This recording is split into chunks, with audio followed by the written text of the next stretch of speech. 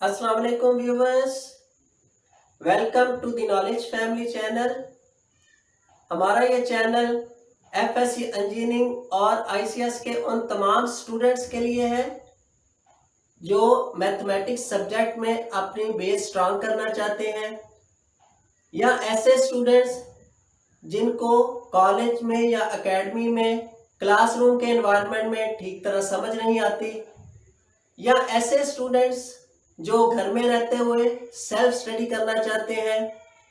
हमने उन तमाम स्टूडेंट्स की प्रॉब्लम्स को मद्देनजर रखते हुए अपने हर लेक्चर में आसान से आसान तरीकाकार इस्तेमाल करते हुए आप लोगों को गाइडलाइन प्रोवाइड की है ताकि आपकी पोजीशन बेहतर से बेहतर हो सके। तो कमेंट्स में अपनी राय जरूर दीजिएगा ताकि आपकी डिजायर्स को भी ज़हन में रखते हुए लेक्चर्स डिलीवर किए जा सकें। तो बिना टाइम वेस्ट करते हुए चलते हैं हम लेक्चर की तरफ। जी, आज हम स्टार्ट कर रहे हैं lecture number 60, exercise 6.4।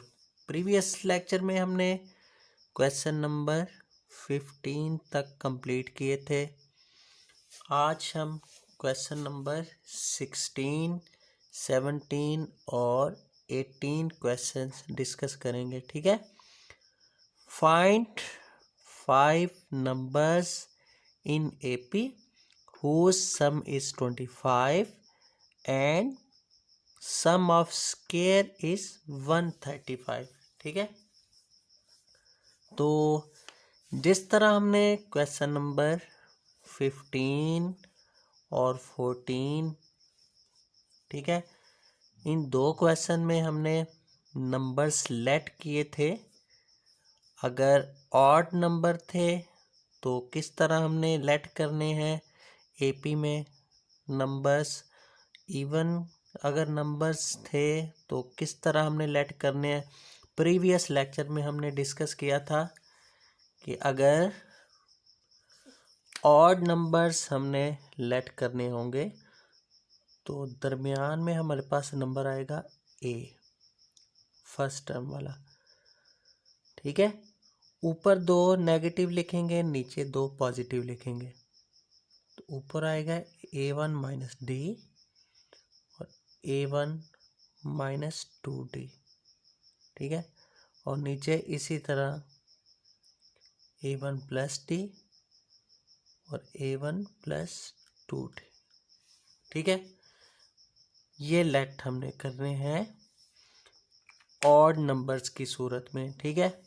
Even numbers की सूरत में हमने डिस्कस किया था कि ये दरमियान वाला नहीं आएगा। ठीक है। तो ऑड नंबर की तरतीब आपने लेनी है ए plus D, A minus D, A minus 3D, A plus 3D। ठीक है। तो ऑड नंबर में 5 नंबर्स ऑड है तो हमने लेट करने हैं A minus D, A minus 2D, A1 plus D, A1 plus 2D। इस तरतीब के साथ हमने 5 नंबर लेट कर लिए एपी में से। अर्थमेटिक्स सीक्वेंस के जो हमने फार्मूला डिस्कस किया था, उसकी टर्म्स डिस्कस की थी। तो let numbers are A minus 2D, A minus D, A first term मतलब A plus D, A plus 2D। ठीक है। ये हमारे 5 नंबर हो गए।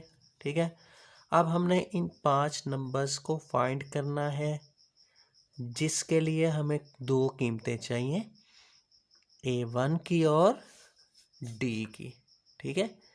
A1 और D, ये दो कीमतें फाइंड करने के लिए हमने हेल्प लेनी है गिवन कंडीशन की। ठीक है।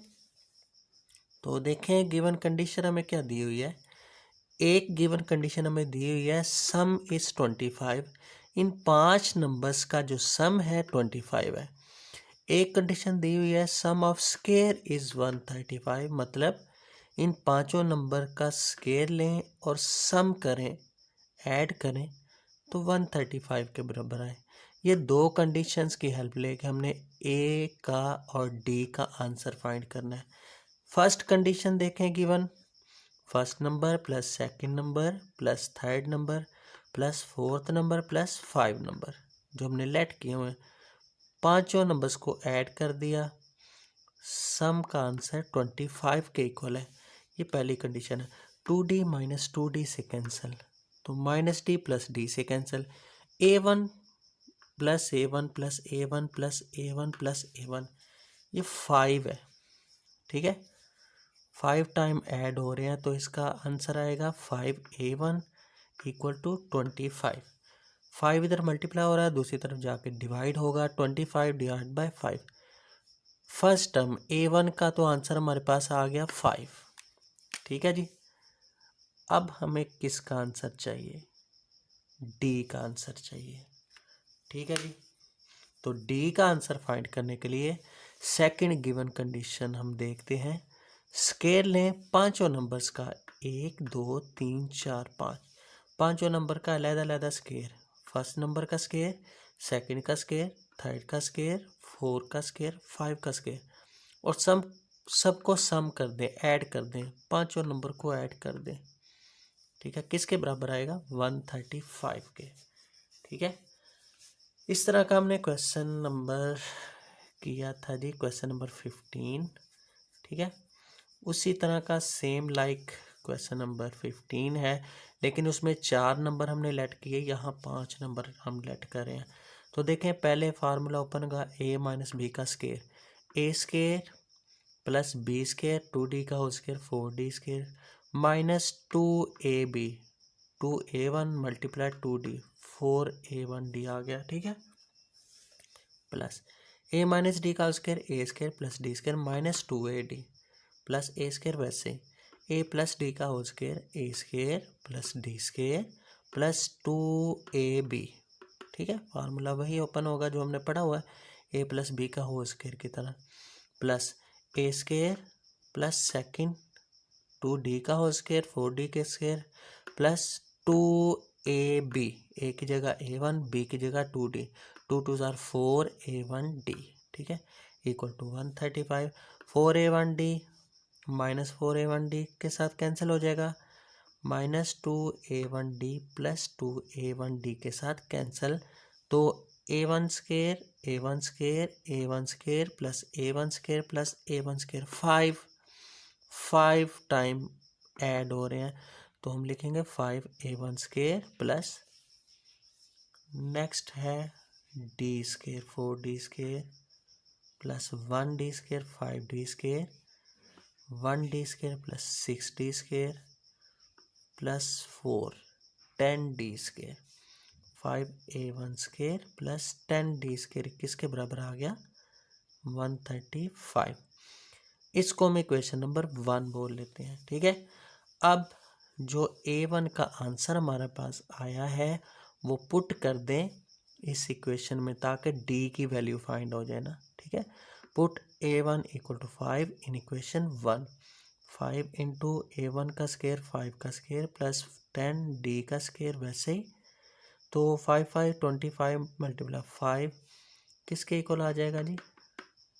नेक्स्ट स्टेप में 125 plus D square equal to 135।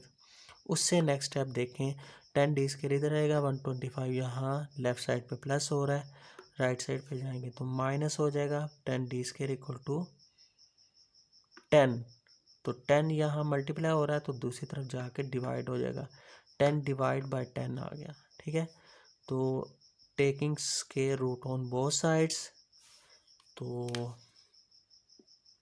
ये 1 आ गया, तो 1 का स्केयर रूट प्लस माइनस 1, तो d वैसे का वैसे, d के हमारे पास दो आंसर आ गए हैं, +1 और -1। तो अब हम नंबर्स फाइंड करें जो हमने लेट किए हुए हैं। तो पहले हम पुट करेंगे a equal to 5 d equal to 1। दो तरह हम इन नंबर्स को जो है ना फाइंड करेंगे, क्योंकि d का आंसर में हमारे पास d इक्वल टू 1 है और -1 है। d एक दफ़ा 1 रखेंगे a1 के साथ, d एक दफ़ा -1 रखेंगे a1 के साथ, तो when d equal to 1 a1 equal to 5 numbers are, जहाँ जहाँ a है वहाँ आपने क्या पुट कर देना है, 5 5 minus 2 into 1, 5 minus 1 5, 5 plus 1 5 plus 2 into 1, तो 5 माइनस 2 क्या आ गया 3, 5 माइनस 1 4, 5 वैसे ही, 5 प्लस 1 6, 5 प्लस 2 इंटू 1 5 प्लस 2 7, ठीक है, ये नंबर आ गए 3 4 5 6 7।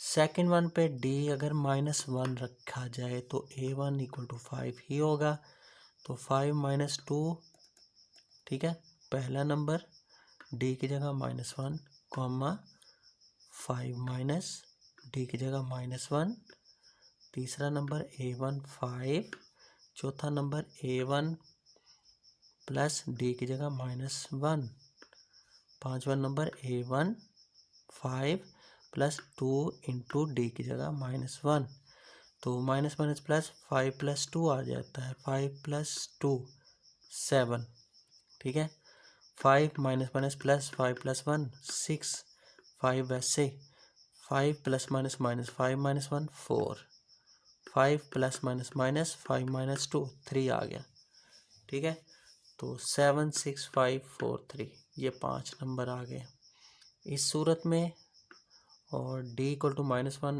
1 इक्वल टू 5 की सूरत में ये 5 नंबर, ठीक है। तो ये था जी क्वेश्चन नंबर 16। नेक्स्ट है क्वेश्चन नंबर 17। देखें जी क्या स्टेटमेंट लिखी हुई है, sum of 6th and 8th term of AP is 40।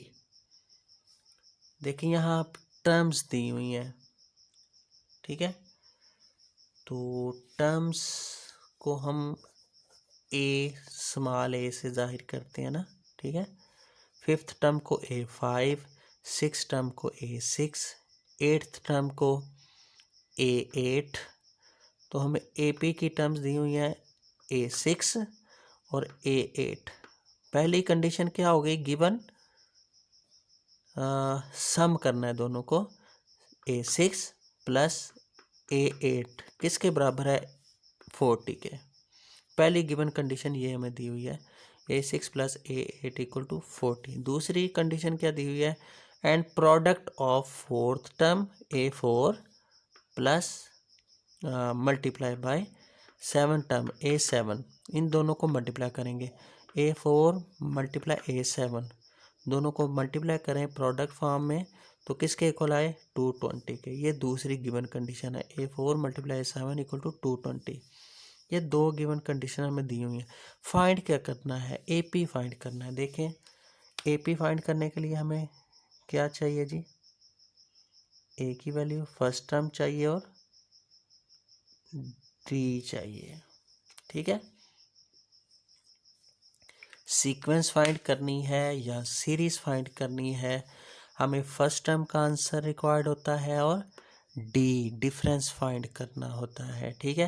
ये हम काफ़ी क्वेश्चंस कर चुके हैं इस टाइप के, ठीक है ना, कि AP यानी AP सीक्वेंस ही है ना, सीक्वेंस है, या सीरीज फाइंड करनी है या सीक्वेंस AP फाइंड करनी है, A1 और D की वैल्यू।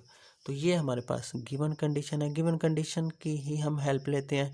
A6 का फार्मूला क्या होगा, A plus 5D plus A8 का फार्मूला क्या होगा, A plus 7D, A1 plus A1 2A1, 5D plus 7D 12D। इन दोनों में 2 कॉमन निकलेगा, 2 और 12 में 2 कॉमन आ गया, तो A1 प्लस 6D आ गया।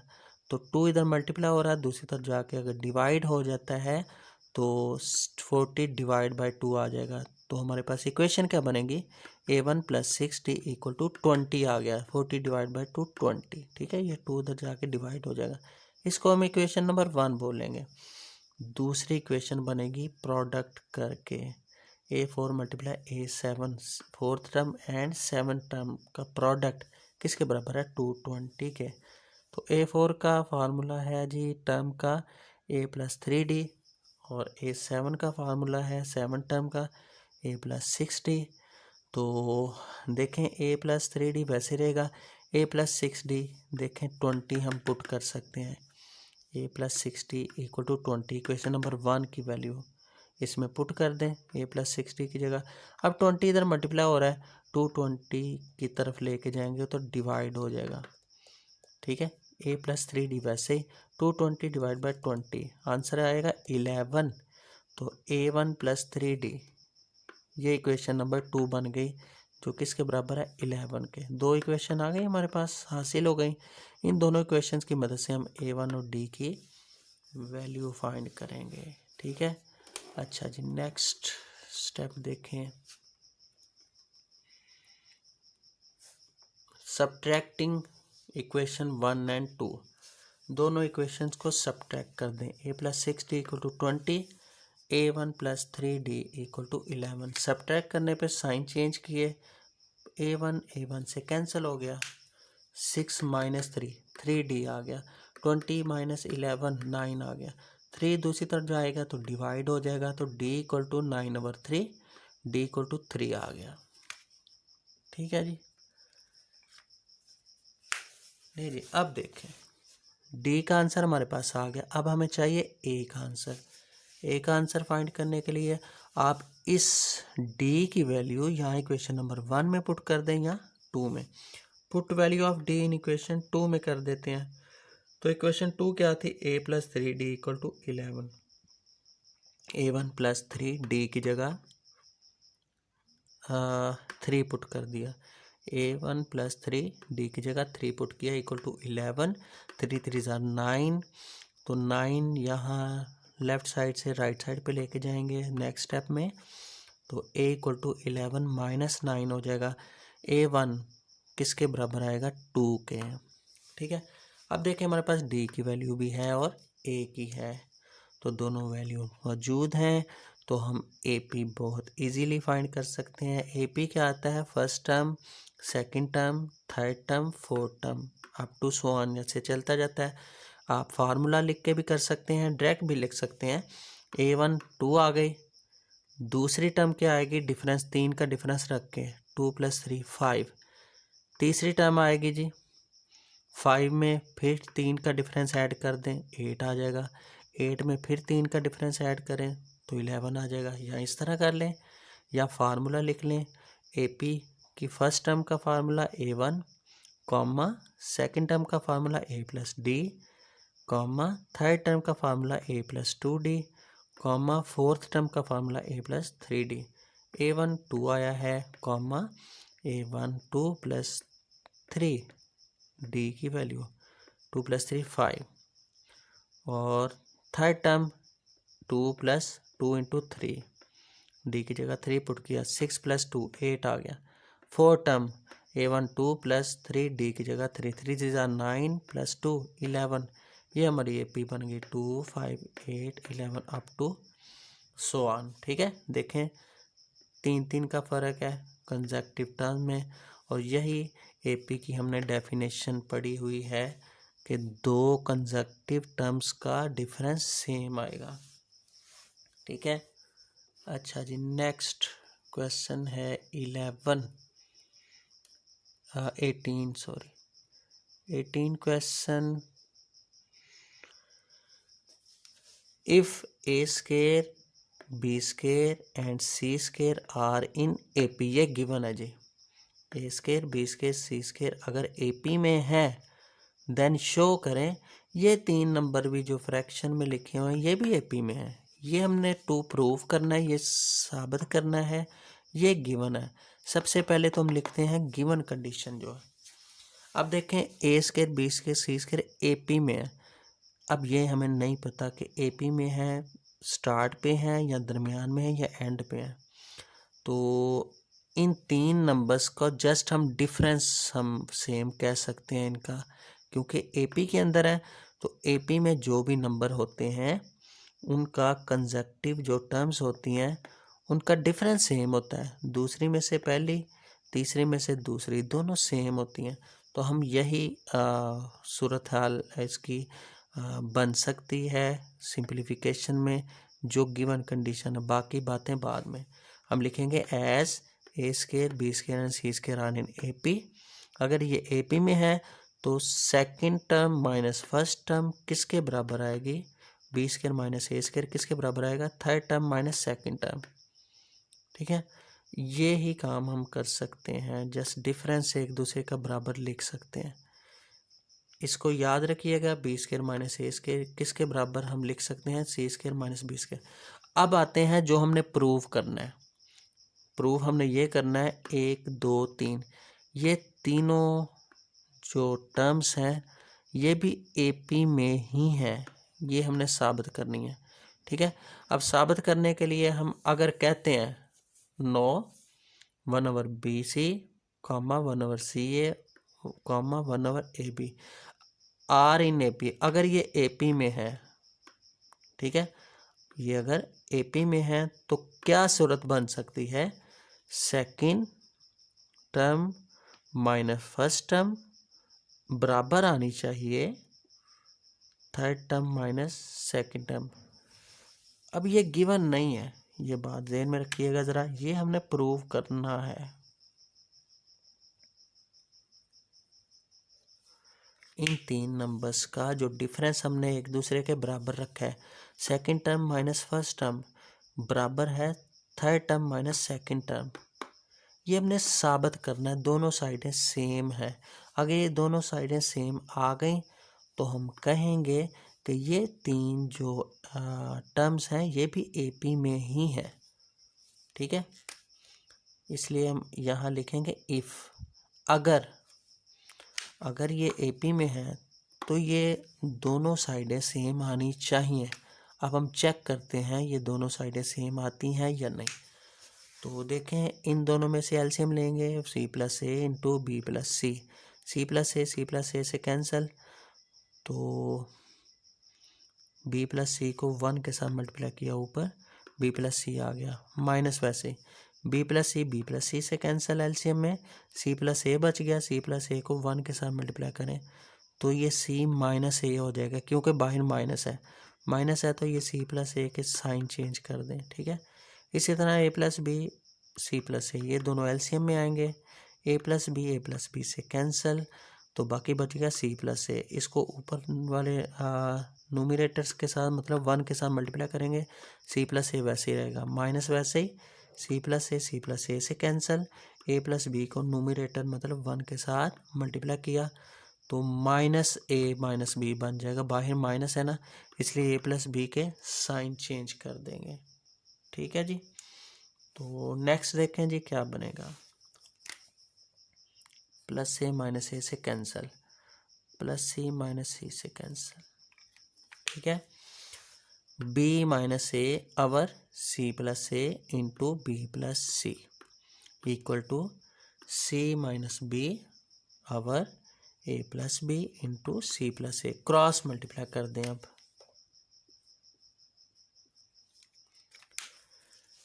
बी माइनस ए इन दोनों के साथ आ जाएगा और सी माइनस बी इन दोनों के साथ आ जाएगा। अब देखें सी प्लस ए से कैंसिल हो जाता है, इक्वालिटी की सूरत में। बाकी हमारे पास रिमेनिंग क्या आ जाता है, B minus A into A plus B. इसको भी अगर ये देखें बी माइनस ए है ना, तो ए प्लस बी को हम बी प्लस ए लिख सकते हैं, बी माइनस ए इंटू बी प्लस ए। ठीक है, इधर क्या बचता है, सी माइनस बी और ये कैंसिल हो गया, बी प्लस सी है तो इसको भी सी प्लस बी लिखते हैं, ताकि ये फार्मूला बना हुआ है ना, तो फार्मूला हम बना दें, A minus B into A plus B, पहली रकम का स्क्वायर माइनस दूसरी रकम का square, B square minus A square बराबर है, ये भी C minus B into C plus B, C square minus B square, formula जी। ठीक है जी, अब इसके बाद देखें यहाँ पे क्या है, अब यहाँ देखें B square minus A square किसके बराबर है, सी स्क्वायर माइनस बी स्क्वायर। ठीक है, अब B square minus A square, ये जो गिवन कंडीशन थी, ऊपर आइएगा ज़रा, जो हमारे पास ये ए स्क्वायर बी स्क्वायर सी स्क्वायर एपी में है, अगर ये एपी में है, ये गिवन है, तो हमने लिखा था कि B square minus A square का आंसर किसके बराबर है, सी स्क्वायर माइनस बी स्क्वायर। इसका मतलब है B square minus A square की जगह हम लिख सकते हैं सी स्क्वायर माइनस बी स्क्वायर, क्योंकि ये गिवन है। तो यहाँ देखें B square minus A square की जगह हम लिख देंगे सी स्क्वायर माइनस बी स्क्वायर, और ये साइड वैसे की वैसे। अब देखें दोनों साइडें सेम आ गई, तो यही हमने साबित करना था कि ये जो तीन टर्म्स हैं ये भी AP में ही हैं। अगर ये ए स्क्वायर बी स्क्वायर सी स्क्वायर AP में है, दोनों साइडें सेम आ गई, तो हम लिखेंगे हैंस प्रूव्ड। बस साबित हो गया कि ये तीन टर्म भी AP में है। ठीक है, तो मुलाकात होगी नेक्स्ट लेक्चर में, तब तक के लिए इजाज़त दें। अल्लाह हाफिज़।